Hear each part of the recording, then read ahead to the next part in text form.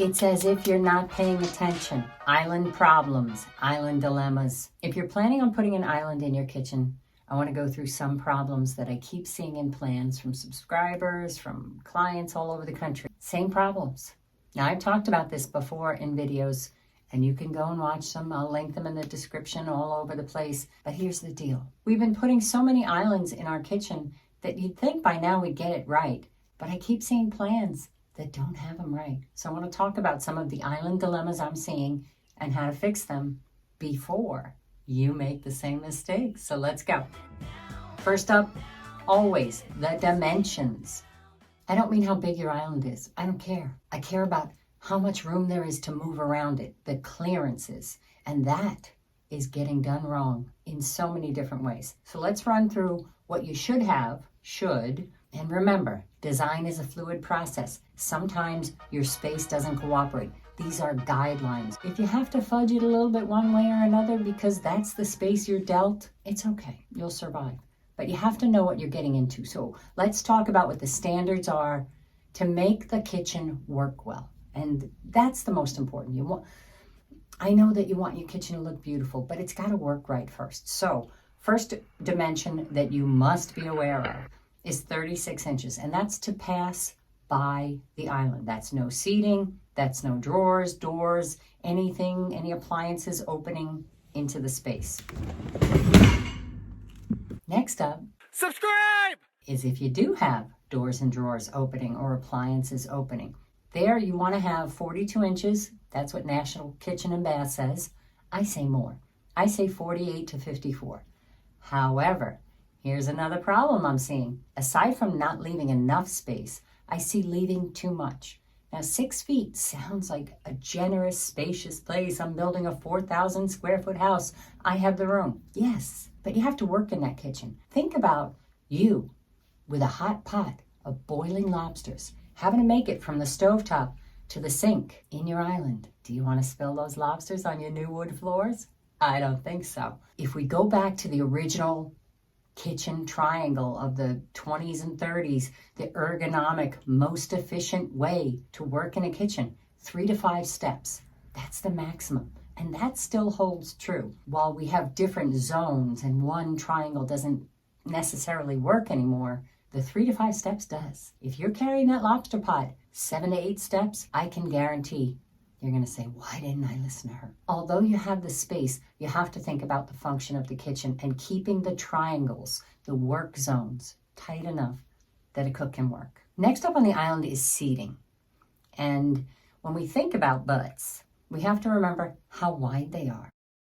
When you go to a showroom and they draw up your cabinet plans and they throw in 6 seats around the island, there's probably a good chance that if you really tried to fit 6 people seated at that island, it's not going to work. So check the dimensions. You need 18 to 24 inches per person, per butt, per stool to fit. If you're going to sit and eat meals, 24 to 30 is a lot more generous, a lot more comfortable. Keep those measurements in mind when you see 50 stools around your island. It's a good selling point, but is it going to work?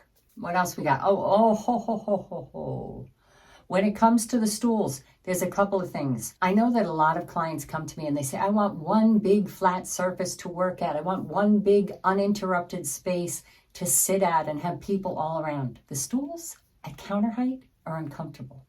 If they don't have a back and they don't have a place to rest your feet, and even then, it doesn't feel like a natural height. Our feet can't touch and they're not completely off the ground. So it's sort of that limbo in-between space that isn't ideal. The way to make those stools more comfortable is to make sure that they have a back and to make sure that they have a place to rest your feet. So you can pick your feet up and they're not dangling like you're a little kid anymore.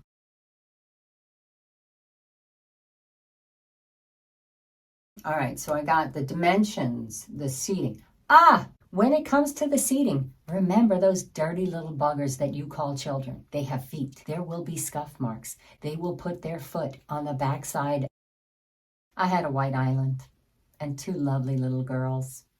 Who would think there'd be a problem? Scuff marks everywhere.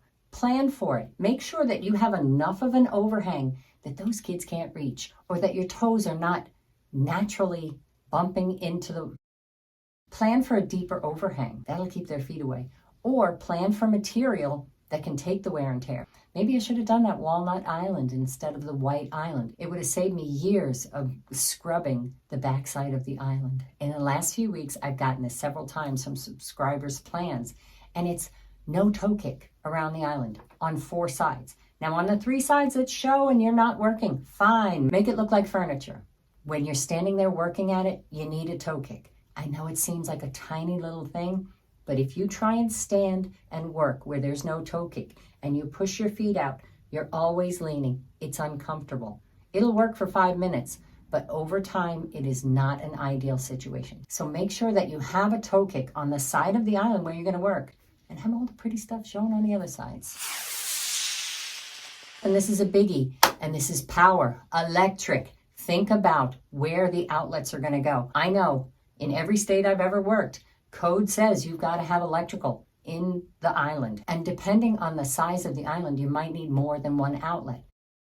Consider where they're going to go before. So sit down with the cabinet manufacturer and plan where the outlets are going to go first, because they're inconvenient. They're ugly. We don't want them to show on the ends. We don't want one of those pop-ups on a surface where we have food because it'll never get clean. Think about where the power is going to be. Allow for fluted posts at the end that you tuck an outlet in. Allow for a tip out where it might be instead of a drawer front. Plan for the power, especially if you don't have a 2-tier island where you can't hide it in the rise from the 36-inch height to the 42-inch height. That's a typical place where you would do it on a 2-tiered island. But when you have a single height island, a 36-inch high island, you got to think about where they're going to go around the sides. We don't want to see them from the pretty exposed sides of the island. Be deliberate and consider where the power is going to go first, because it ain't going away. That's code. You got to put them there. Don't forego the function of the island. It's there to work. It is a workhorse. So make sure that the kinds of cabinetry that you choose function for what you're going to do at the island. So if your cooktop's in the island, I probably want some drawers with utensils, oven mitts, that kind of thing. If my sink is at the island, I'm probably going to want my silverware because my dishwasher is probably going to be there too. So when I unload, I'm going to want that nearby. Think about the function of you working at the island and then choose cabinetry and then make it pretty. I think that's it. I think that's all I got for today. Thanks so much for watching. I'll see you next time.